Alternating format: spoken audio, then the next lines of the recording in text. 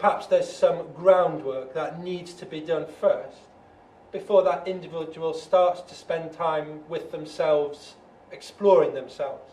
In fact, we published a paper a few years ago in the Australian and New Zealand Journal of Psychiatry discussing this exact topic, whether there are situations where adverse effects can arise from this practice. And I think there are. Although I think often they arise when this practice is not administered correctly. So that could be an issue with the facilitator or the tutor. For example, there are some published case studies of individuals who have experienced psychotic symptoms as a result of practicing mindfulness or meditation.